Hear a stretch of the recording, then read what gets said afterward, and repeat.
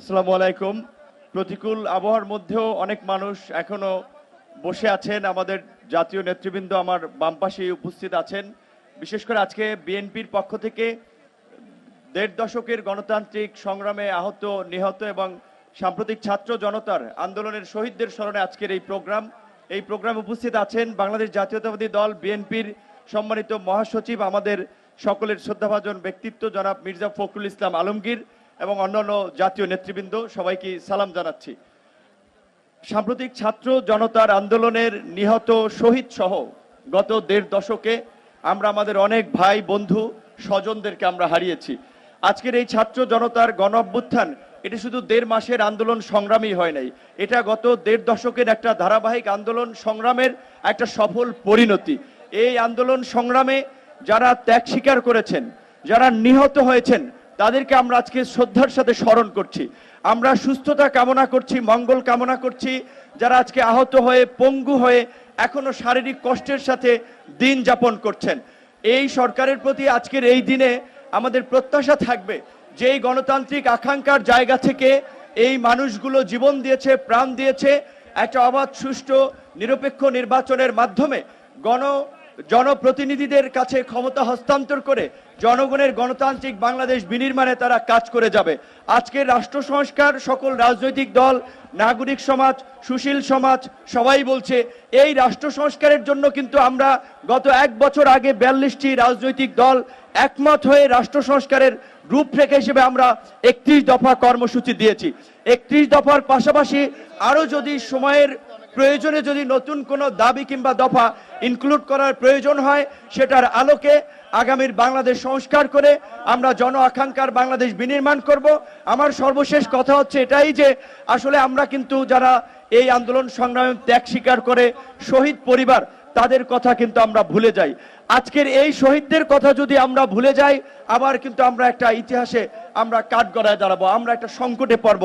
তাই আমার বিনীত অনুরোধ থাকবে সকল রাজনৈতিক দলের প্রতি, বিশেষ করে সরকারের পক্ষ থেকে জুলাই ফাউন্ডেশন করা হয়েছে, পাশাপাশি রাজনৈতিক দলেরও যে দায়বদ্ধতা রয়েছে, প্রতিটি আহত নিহত নেতাকর্মী শুধুমাত্র জুলাই অগস্টে না, গত দেড় দশকের আন্দোলন সংগ্রামে যারা প্রাণ দিয়েছে, ত্যাগ স্বীকার করেছে, আহত হয়েছে, তাদের প্রত্যেককে যথাযথ ক্ষতিপূরণ এবং খোঁজ খবর আমাদেরকে রাখতে হবে। যেহেতু বৈরী আবহাওয়া, আমি আমার বক্তব্য সংক্ষেপ করছি। আল্লাহ হাফিজ। ভালো বলেন সুবক্তা ব্যারিস্টার জনাব আন্দালিব রহমান পার্থ, চেয়ারম্যান বাংলাদেশ জাতীয় পার্টি।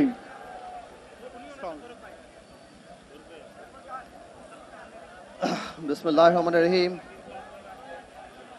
সবাইকে আসসালামু আলাইকুম। আজকে আসলে ওরকম রাজনৈতিক বক্তব্য দেওয়ার দিনও না, সুযোগও নাই, কিন্তু আমি কিছু কথা না বললেই না। 1991 সালে যখন এরশাদ সরকারের পতন হয়েছিল, তার 2 দিনের মাথায় তৎকালীন শীর্ষ নেতা মিজানুর রহমান চৌধুরী সাহেব তার বাড়িতে জাতীয় পার্টি অফিস খুলেছিলেন। 111-এর সময় আমরা দেখেছি যখন দেশনেত্রী খালেদা জিয়াকে ধরে নিয়ে যায় এবং আওয়ামী লীগের সভানেত্রীকে ধরে নিয়ে যায়, তখন খন্দকার দেলোয়ার সাহেব সেই ন্যাম ভবনে বিএনপির দায়িত্ব নিয়েছিল, আর জিল্লুর রহমান সাহেব নিয়েছিল আইভি কনকর্ডে। আজকে একবার কল্পনা করে দেখুন, আজকে 35 দিন আওয়ামী লীগ নাই, একটা মুরগির খোপ তারা পায় নাই যেখানে দাঁড়ায় তারা বলবে যে আমরা আওয়ামী লীগ চালাবো। এবার চিন্তা করেন, এটা হার না, এটা পতন, এটা আল্লাহর তরফ থেকে আসছে। আমার এখানে অনেক ভাইদের বক্তব্য আমি শুনলাম, তারা বলছেন যে আমরা বিচার চাই। ভাইয়েরা আমার, আমি বলবো বিচার শুধু আরম্ভ হয়েছে ইনশাল্লাহ। এই বিচার এমন ভাবে হবে যে বাংলাদেশে আওয়ামী লীগকে সবাই মীর জাফর লীগ হিসাবে জানবে আগামী 100 বছরে। আওয়ামী লীগ একটা রাজনৈতিক দলের অস্তিত্ব হারিয়ে ফেলেছে। এই আওয়ামী লীগের 71 সালে যে অবস্থান ছিল, আজকে আওয়ামী লীগ যেই ক্যারেক্টার, যেই চারিত্রিক বৈশিষ্ট্য চলে আসছে, আওয়ামী লীগ কোনো মানুষের দল হতে পারে না। আজকে ভাইয়েরা বোনেরা, আজকে আপনারা এই ছাত্র বৈষম্য আন্দোলনে ছাত্র জনতার যে আন্দোলন দেখছেন, এই আন্দোলন 17 বছর মানুষের পুঞ্জীবিত ক্ষোভ। এই আন্দোলন এমন এক পিতার আন্দোলন যে লজ্জায় তার পরিবারের সাথে ভাত খেতে বসে নাই, কারণ সে বাজার করতে পারে না। এই আন্দোলন সেই আন্দোলন যারা শেয়ার মার্কেটের সর্বস্ব হারিয়ে সুইসাইড করেছে, আত্মহত্যা করেছে। এই আন্দোলন সেই আন্দোলন যখন মানুষ বাজারে যাওয়া বন্ধ করে দিয়েছে, বলতো বাজারে গেলে আমরা লজ্জা পাই। এই আন্দোলন গত 17 বছরে আমরা জেল খেটেছি, আমাদের বিএনপির সতীর্থরা জেল খেটেছে। আজকে খালেদা জিয়ার মতো একটা নেত্রীকে কিভাবে বাড়ি থেকে বের করে এনে অপমান করার জন্য 2 কোটি টাকার জন্য জেল কাটিয়েছে। তারেক রহমানের স্ত্রী, তারেক রহমানের পরিবার সহ সবাইকে এই সরকার, গত সরকার, আওয়ামী দুঃশাসনের সরকার 2টা মাত্র থিওরিতে বিশ্বাস করে। এক হলো শত্রু, এক হলো ষড়যন্ত্র। ওনাদের বিরুদ্ধে কথা বললে আমরা শত্রু, ওনাদের বিরুদ্ধে আলাপ করলে আমরা ষড়যন্ত্র করি। এই 17 বছরে তারা এই কাজ করে করে মানুষের মনের মধ্যে থেকে জায়গা এমন ভাবে তাদের চলে গিয়েছে যে তারা তো পুলিশ দিয়ে খালেদা জিয়ার বাড়ি খালি করেছিল, আজকে বাংলাদেশের জনগণ সেই গণভবনকে তাদের কবরের ভবন বানিয়ে দিয়েছে। আমি আর বেশি বলবো না, আমি শুধু এতটুকুই বলবো, যারা শহীদ হয়েছেন, যারা আহত হয়েছেন, 17 বছরে যারা আহত হয়েছেন, আমার মনে হয় সরকারের পাশাপাশি একটা এই বৈষম্য বিরোধী আন্দোলনে যারা ছিল তাদের একটা লিয়াজো কমিটি আমাদের দলদের মাঝখানে করে দেওয়া উচিত। মাঝখানে আমরা অনেককে সাহায্য করতে চাই, কিন্তু আমরা পারি না, আমরা পাই না, আমরা যোগাযোগ ব্যবস্থা স্থাপন করতে পারি না। আমি মনে করব নিবন্ধিত রাজনৈতিক দল বা যারা কিংবা এই স্বৈর শাসনের ফাঁদে পা নিয়ে দালালির খাতায় নাম লিখে নেই, এই গণতান্ত্রিক আন্দোলনে জনগণের সাথে ছিল, আমি অনুরোধ করব, আমি আপনাদেরকে আশ্বাস দিচ্ছি, আমি বলে যাচ্ছি ইনশাল্লাহ আমরা সবাই মিলে যদি লিয়াজা কমিটি করি, আমরা এই প্রাইভেট সেক্টর থেকে ওনাদের যথেষ্ট যেই ক্ষতি ওনাদের হয়েছে ওইটা তো আর আমরা পোষণ করতে পারবো না। কিন্তু আমি সবসময় বলি ইমোশন তো ভালো, তবে পুনর্বাসন ইমোশনের চেয়ে বেশি ভালো। আমি আমার বক্তব্য শেষ করার আগে একটা কথা বলি, এই বিজয় আমাদের সবার বিজয়। আমরা জানি কোনো কারণেই এই শহীদদের আর যারা আত্মত্যাগ করেছে তাদের রক্তের সাথে বেঈমানি না করি। সামনের বাংলাদেশে আমরা জানি আল্লাহকে ভয় পাই, ক্ষমতাকে দায়িত্ব হিসেবে দেখি এবং এই রক্তের যথাযথ সম্মান দিতে পারি। আল্লাহ হাফেজ, আপনারা সবাই ভালো থাকুন।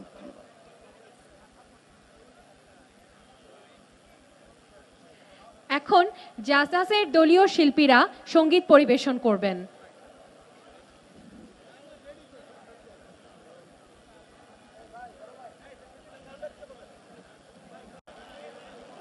এখন অনুরোধ জানাচ্ছি ন্যাশনাল ডেমোক্রেটিক মুভমেন্ট এর চেয়ারম্যান ববি হাজ্জাজকে এখানে এসে তার বক্তব্য সবার জন্য পেশ করার জন্য। আউযুবিল্লাহি মিনাশ শাইতানির রাজিম, বিসমিল্লাহির রহমানির রহিম। আজকে উপস্থিত গত 1.5 দশক ধরে আন্দোলনরত এই ফ্যাসিবাদী সরকারকে সরাবার জন্য যারা সবচেয়ে বেশি ত্যাগ স্বীকার করেছেন তারা এবং তাদের পরিবারবর্গ, একই সাথে গত জুলাই আগস্টের আন্দোলনে, কারণ 1.5 দশক ধরে আমরা আন্দোলন করছি, জুলাই আগস্টের আন্দোলনেও যারা আহত হয়েছেন, সবচেয়ে বেশি ত্যাগ স্বীকার করেছেন তাদের এবং তাদের পরিবারবর্গকে আমার সালাম এবং শুভেচ্ছা। আপনারা আমরা একত্রিত ছিলাম বলে বাংলাদেশকে নতুন ভাবে এই জয় আমরা এনে দিতে পেরেছি, তার জন্য আপনাদের সবাইকে অসংখ্য ধন্যবাদ। আমরা নতুন জয় নিয়ে এসেছি, সেই একই জয়ের সাথে যেই স্বাধীনতা আমরা কামনা করি সেই স্বাধীনতা আমাদের ধরে রাখতে হবে এবং সেই স্বাধীনতাটা সঠিকভাবে যদি ধরে রাখতে হয় তাহলে শুধু ফ্যাসিবাদ আন্দোলনে আমরা যেভাবে একত্রিত হয়েছিলাম সেই একত্রিততা আবার ভেঙে দিলে চলবে না। এখনো সবার একসাথে থাকতে হবে, সামনে আগামীর বাংলাদেশ গড়াতে সবাইকে একত্রিত থাকতে হবে। আমি বাংলাদেশ জাতীয়তাবাদী দলকে ধন্যবাদ জানাই আজকের এই আয়োজন করবার জন্য। ত্যাগ স্বীকার করেছেন যারা এবং যাদের পরিবাররা, তাদেরকে এইভাবে ধন্যবাদ জানাবার জন্য।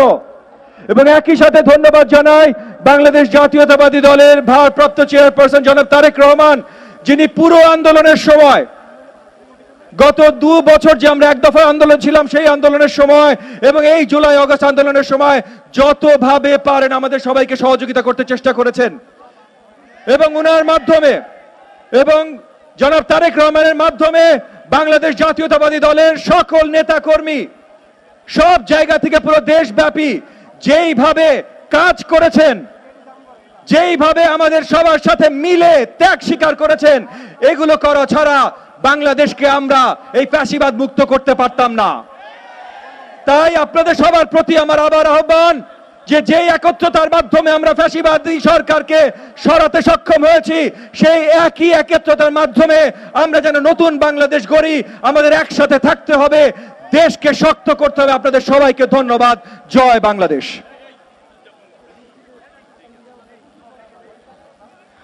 2009 ফেব্রুয়ারির 25 এবং 26 তারিখ বিডিআর বিদ্রোহ নামে যারা শহীদ হয়েছেন, আমরা 57 জন চৌকস আর্মি অফিসার হারিয়েছি, সাথে 17 জন বেসামরিক নাগরিক। সেই তৎকালীন বিডিআর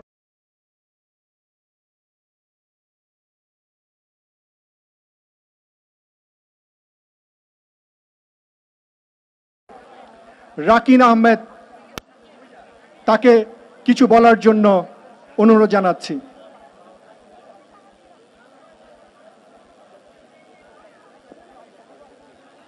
আসসালামু আলাইকুম, সবাইকে এখানে উপস্থিত থাকার জন্য ধন্যবাদ জানাচ্ছি। আসলে আমি এখানে আসছি একটাই কারণ, একটাই উদ্দেশ্য। এই 15 বছরের ফ্যাসিস্ট হাসিনা, খুনি হাসিনা যত পরিমাণ হত্যা, খুন, জুলুম করেছে, এটার হত্যার বিচার হবে বঙ্গের মাটিতে ইনশাআল্লাহ। যত ছাত্র জনতা, যতজন শহীদ হয়েছে, 15 বছরে অনেক মানুষ শহীদ হয়েছে, এ বিচার হবে বঙ্গের মাটিতে ইনশাআল্লাহ। আর একটা ছোট একটা কথা বলে যেতে চাই, হাসিনার একটা রেকর্ডিং ফাঁস হয়ে আসলো, উনি নাকি ফট করে দেশে ঢুকে যেতে চায়, ফট করে ঢুকে দেশে যাবে। আমি একটাই কথা বলতে চাই, দয়া করে আপনি ফট করে দেশে ঢুকেন।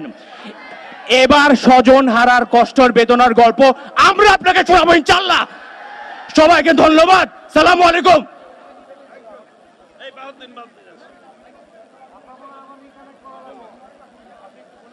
এবারে দৈনিক ইনকিলাবের সম্পাদক মোহাম্মদ বাহাউদ্দিনকে আমন্ত্রণ জানাচ্ছি মঞ্চে তার মূল্যবান বক্তব্য প্রদানের জন্য। জনাব মোহাম্মদ বাহাউদ্দিনকে আমন্ত্রণ জানাচ্ছি তার মূল্যবান বক্তব্য প্রদানের জন্য। বিসমিল্লাহির রহমানির রহিম। আমরা সকলে অত্যন্ত আজকে আনন্দিত যে 2009 থেকে এই 2024 পর্যন্ত যারা শহীদ হয়েছেন তাদের স্মরণে আমরা সকলে একত্রিত হতে পারছি। এখন কথা তো অনেক, কিন্তু এই শহীদদের জন্য তো কিছু করতে হবে। 32 নম্বরে বঙ্গবন্ধু ফাউন্ডেশনের উদ্যোগে বা ওদের তত্ত্বাবধানে 6 বিঘা জমি আছে। ম্যাডামকে যেরকম ক্যান্টনমেন্ট থেকে বের করে দিয়ে সেখানে অ্যাপার্টমেন্ট করে বাড়ি করে দেওয়া হয়েছে, এই শহীদদের জন্য তো শুধু আমাদের অনুশোচনা করলে হবে না, সেখানে অ্যাপার্টমেন্ট করে সকলের জন্য বাড়ি করে দিতে হবে। আর এই স্বৈরাচার এখনও সক্রিয়, তার মানুষের তার পিতার প্রতি, শেখ মুজিবের প্রতি ঘৃণা বিদ্বেষে ক্যান্টনমেন্ট থেকে পুলিশ বাহিনীর সবখান থেকেই তার মূর্তি ফেলে দেওয়া হয়েছে। সরকারি অফিসগুলিতে এখন পর্যন্ত তার ছবি আছে। এই ব্যাপারে সরকারের সুস্পষ্ট সিদ্ধান্ত থাকে। এই ঘৃণা আর সংবিধান একসাথে চলতে পারে না। আমরা সমগ্র বাংলাদেশ একসাথে আছি। সকলকে ধন্যবাদ। আসসালামু আলাইকুম। এই পর্যায়ে আপনাদের মাঝে বক্তব্য রাখবেন বিপ্লবী ওয়ার্কার্স পার্টির সভাপতি কমরেড সাইফুল হক, সাধারণ সম্পাদক কমরেড সাইফুল হক, আপনাকে আমন্ত্রণ জানাচ্ছি।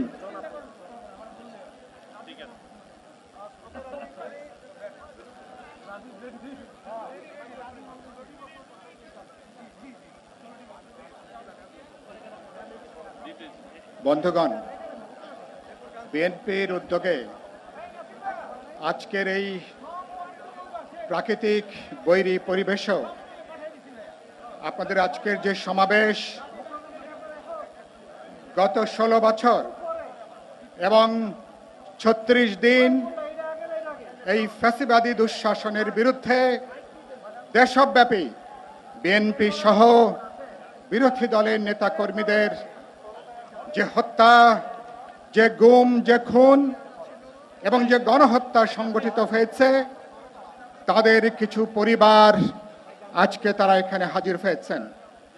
আমি আপনাদের সবার প্রতি বিপ্লবী ওয়ার্কার্স পার্টির পক্ষ থেকে আমাদের শহীদ পরিবারগুলোর জন্য শহীদদের প্রতি আমি গভীর শ্রদ্ধা এবং সম্মান জানাই। যারা নিহত হয়েছেন, যারা আহত হয়েছেন, তাদের প্রতি আমাদের গভীর সমবেদনা।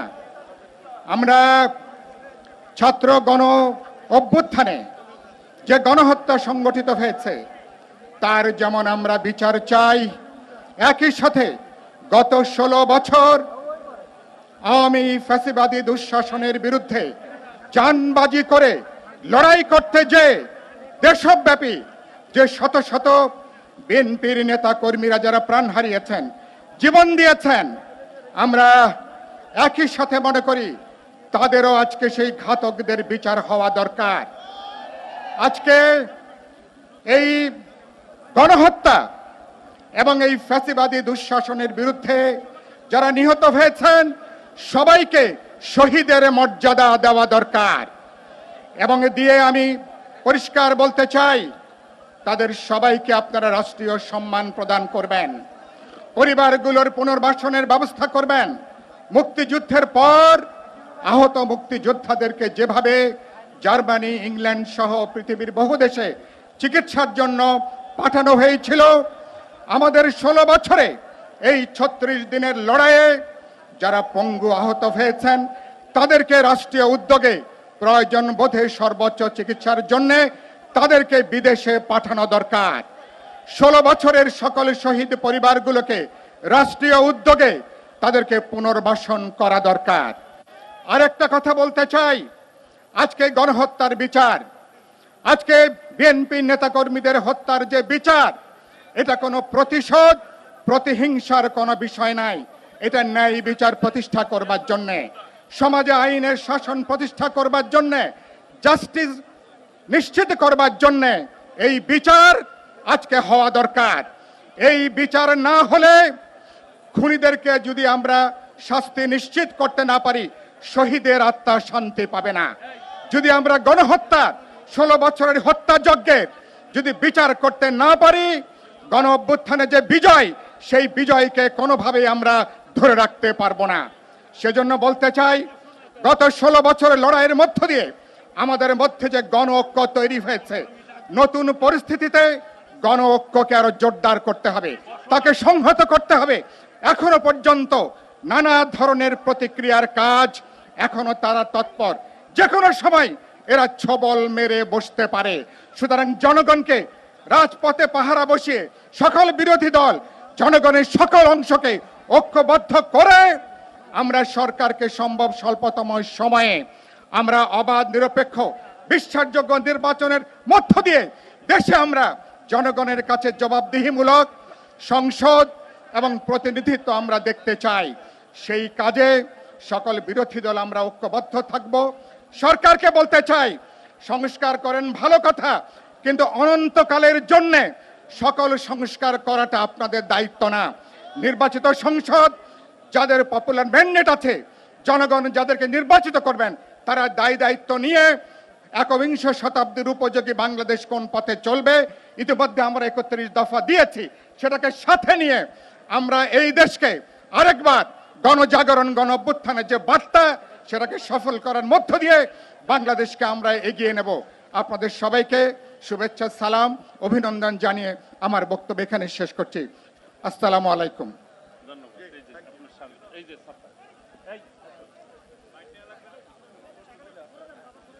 12 দলীয় জোটের সমন্বয়ক, চেয়ারম্যান বাংলাদেশ জাতীয় দলের জনাব সৈয়দ এহসানুল হুদাকে মূল্যবান বক্তব্য প্রদানের জন্য আমন্ত্রণ জানাচ্ছি মঞ্চে।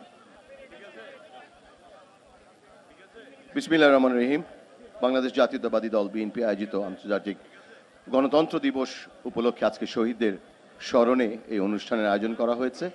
আমি বিগত 16 বছরে গণতন্ত্র পুনরুদ্ধার আন্দোলনে এবং জুলাই আগস্টের ছাত্র জনতার আন্দোলনে শহীদ সকলের রুহের আত্মার মাগফিরাত কামনা করছি এবং আহতদের সুস্থতা কামনা করছি। শহীদদের তালিকা এখনো শেষ হয়নি। গতকালও আমরা দেখেছি খুনি হাসিনার নির্দেশে গোপালগঞ্জে স্বেচ্ছাসেবক দলের নেতা, কেন্দ্রীয় নেতা দিদারকে কিভাবে হত্যা করা হয়েছে। স্বেচ্ছাসেবক দলের সভাপতি জিলানিকে হত্যার উদ্দেশ্যে শেখ হাসিনার এই খুনি হাসিনার বাহিনী, সন্ত্রাসী বাহিনী কালকে তাদের উপরে বর্বর হামলা করেছে। বন্ধুরা, আমরা দ্বিতীয়বার স্বাধীনতা অর্জন করেছি ঠিকই, কিন্তু ষড়যন্ত্র এখনো থেমে নেই। আমাদের আপনাদের সকলকে ঐক্যবদ্ধভাবে ইস্পাত কঠিন ঐক্যের মাধ্যমে এই সকল ষড়যন্ত্র আমাদেরকে মোকাবেলা করতে হবে। একটি কথা বলি, আমার বক্তব্য শেষ করব। পুলিশের থেকে একটি যেই ঘোষণাটা এসেছে মামলার ব্যাপারে, বিএনপি তথা বিরোধী দলের নেতা 50 লক্ষ নেতাকর্মীদের বিরুদ্ধে 1,35,000 মামলা আছে, কিন্তু তারা বলেছে মামলাগুলোর ব্যাপারে যে নির্দেশনা আছে, আমি অন্তর্বর্তী সরকারকে বলবো এটি বিচার আইনের শাসন প্রতিষ্ঠার ক্ষেত্রে অন্তরায়। আমাদেরকে এই অন্তর্বর্তী সরকারকে যেভাবে আমরা সহযোগিতাও করতে চাই, কিন্তু এই সমস্ত আদেশের বিরুদ্ধে সবাইকে সোচ্চার হতে হবে। ষড়যন্ত্রকারীরা এখনো থেমে নেই। আমরা সকলেই ঐক্যবদ্ধভাবে ইনশাআল্লাহ দেশনায়ক তারেক রহমান ঘোষিত 31 দফা বাস্তবায়নের মাধ্যমেই আমাদের স্বপ্নের বাংলাদেশ গড়ে তুলব। সবাইকে এই বৈরী আবহাওয়ায় এখনো সুশৃঙ্খলভাবে বসে থাকার জন্য এই অনুষ্ঠান